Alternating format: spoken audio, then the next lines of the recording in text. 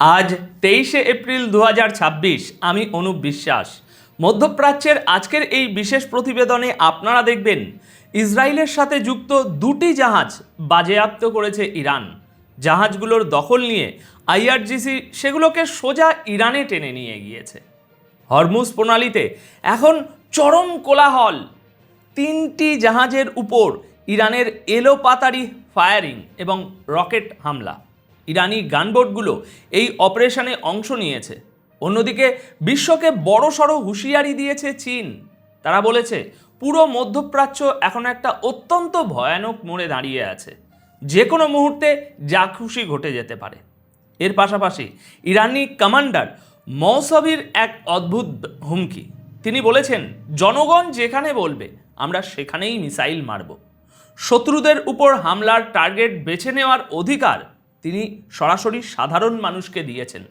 আর প্রতিবেশী আরব দেশগুলোর জন্য রয়েছে কড়া আলটিমেটাম।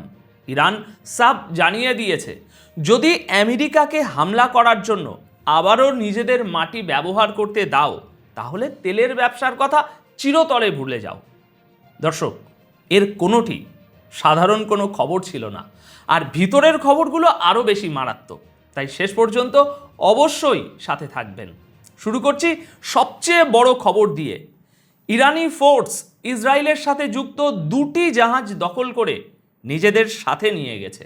অর্থাৎ ইরান এখন আমেরিকা আর ইসরায়েলকে যেমন কুকুর তেমন মুগুর, অর্থাৎ ইটের বদলে পাটকেল দিয়ে জবাব দিতে শুরু করেছে। আজ 23শে এপ্রিলের এখনো পর্যন্ত এটাই সবচেয়ে বড় খবর। এই খবরটি সারা বিশ্বের রীতিমতো তোলপাড় ফেলে দিয়েছে এবং ইরান থেকেও এর সত্যতা নিশ্চিত করা হয়েছে। শুনুন পুরো খবরটি। দর্শক, হরমুজ প্রণালীতে বাড়তে থাকা উত্তেজনার মধ্যেই আইআরজিসি একটি বড়সড় অপারেশন চালিয়েছে। ইরানের দাবি অনুযায়ী তারা সাগরে দুটি জাহাজ বাজেয়াপ্ত করেছে, কারণ এই জাহাজগুলো ইরানের সতর্ক বার্তাকে রীতিমতো বুড়ো আঙুল দেখাচ্ছিল। দখল নেওয়ার পর সেগুলোকে টেনে ইরানের উপকূলে নিয়ে আসা হয়েছে। বাজেয়াপ্ত করা জাহাজগুলোর বিস্তারিত তথ্যও সামনে এসেছে। ইরানের দাবি অনুযায়ী প্রথম জাহাজটির নাম এমএসসি ফ্রান্সিসকো, যেটির সাথে ইসরায়েলের সম্পর্ক রয়েছে বলে জানা যাচ্ছে। দ্বিতীয় জাহাজটির নাম এপামিনো ডেস্ক। এই দুটি জাহাজের বিরুদ্ধে অভিযোগ হলো এরা সামুদ্রিক নিরাপত্তাকে বিপদে ফেলেছে এবং কোনো জরুরি পারমিট ছাড়াই ইরানের নিয়ন্ত্রিত সাগরে ঢুকে পড়েছিল। শুধু তাই নয়, ইরানের দাবি এই জাহাজগুলো নিজেদের লোকেশন লুকোনোর জন্য এআইএস অর্থাৎ অটোমেটিক আইডেন্টিফিকেশন সিস্টেমের সাথেও কারচুপি করেছিল, যাতে সাগরে তারা কোথায় আছে সেটা কেউ ট্রেস করতে না পারে। এই পদক্ষেপ এমন একটা সময়ে নেওয়া হলো যখন কিছুদিন আগেই আমেরিকাও ইরানের জাহাজের উপর অ্যাকশান নিয়ে তার দখল নিয়েছিল। এখন ইরানও সাফ বুঝিয়ে দিল যে তারা চুপ করে বসে থাকার পাত্র নয়। হরমুজ প্রণালীর এই গুরুত্বপূর্ণ রাস্তায় ইরানের এই কড়া অবস্থান আমেরিকার প্রেসিডেন্ট ডোনাল্ড ট্রাম্পের মুশকিল আরও বেশ খানিকটা বাড়িয়ে দিয়েছে। এই নূতন সংঘাতের পর এখন এই ভয় আরও বেড়ে গেছে যে যুদ্ধবিরতির চেষ্টাগুলো পুরোপুরি ব্যর্থ না হয়ে যায় এবং সমুদ্রের এই লড়াই কোনো বড় মহাযুদ্ধে পরিণত না হয়। ট্রাম্প তো যুদ্ধবিরতির সময়সীমা বাড়িয়ে দিয়েছেন। গতকালই এক্সটেনশন করা হয়েছিল, যদিও কোনো নির্দিষ্ট সময়সীমা বলা হয়নি। হামলা যে কোনো সময় হতে পারে, কিন্তু তার আগেই ইরান অ্যাকশন নিয়ে নিল। এখন কি হবে? যাই হোক না কেন, আমরা আপনাদেরকে জানাবো। এবার দ্বিতীয় বড় খবরটি শুনুন। হরমুজ প্রণালীতে রীতিমতো কোলাহল পড়ে গেছে। ইরান বেশ কয়েকটি জাহাজে হামলা চালিয়েছে, যার ফলে যে কোনো মুহূর্তে আবার যুদ্ধ শুরু হয়ে যাওয়ার আশঙ্কা আরও গাঢ় হয়েছে। আজ 23শে এপ্রিলের এটি আরেকটি বড় খবর। একদিকে যখন গোটা বিশ্ব একটা চুক্তির বা শান্তির আশায় ছিল, ঠিক তখনই হরমুজ প্রণালী থেকে লোম খাড়া করে দেওয়ার মতো খবর আসছে। মেরিটাইম সিকিউরিটি সোর্স এবং ইউকে এমটিও, যারা সমুদ্রের জাহাজের যাতায়াতের উপর নজর রাখে, তাদের মতে এই গুরুত্বপূর্ণ সামুদ্রিক রাস্তায় অন্তত 3টি কন্টেনার জাহাজের উপর এলোপাতাড়ি গুলি চালানো হয়েছে। বিবিসিও এই খবরের সত্যতা নিশ্চিত করেছে। হতে পারে এর মধ্যে দুটো জাহাজই ইরান দখল করে নিজেদের সাথে নিয়ে গেছে। ইরানের তাসনিম নিউজ এজেন্সিও এই হামলার খবর নিশ্চিত করে 22 এপ্রিল দুপুরে পরিষ্কার ভাষায় লিখেছে যে আরও একটি কার্গো শিপকে নিশানা বানানো হয়েছে। তাসনিমের এই রিপোর্ট অনুযায়ী এই জাহাজগুলো ইরানি ফোর্সের সতর্কবার্তাকে পাত্তা দেয়নি, যার পরই তাদের বিরুদ্ধে এই অ্যাকশন নেওয়া হয়েছে। এখনো পর্যন্ত ইরানের শিকার হওয়া এটি তৃতীয় জাহাজ।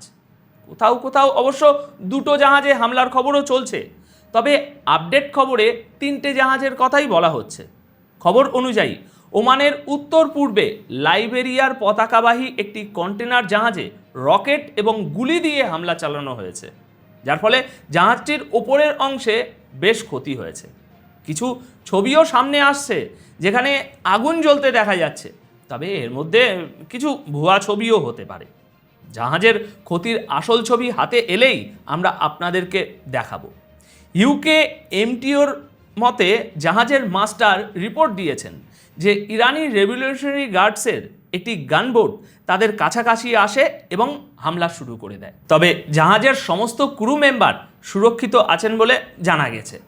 দেখুন, এই হামলাগুলো এমন এক সময়ে হলো যখন কিছুদিন আগেই আমেরিকা ইরানের একটি জাহাজে গুলি চালিয়ে সেটির দখল নিয়েছিল এবং গতকাল ভারত মহাসাগরে একটি তেলের ট্যাঙ্কারও আমেরিকা দখল করেছে।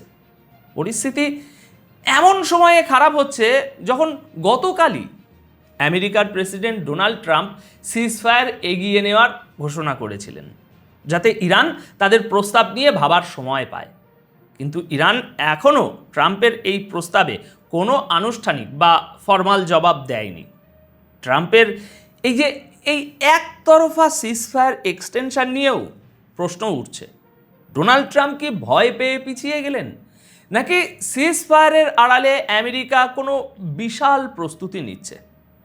দেখুন, হরমুজে হওয়া এই হামলাগুলো এবং ইরানের এই কড়া মেজাজ পরিষ্কার করে দিয়েছে যে সমুদ্রে উত্তেজনা কমার বদলে বিষয়টা আরও জটিল হয়ে গেছে।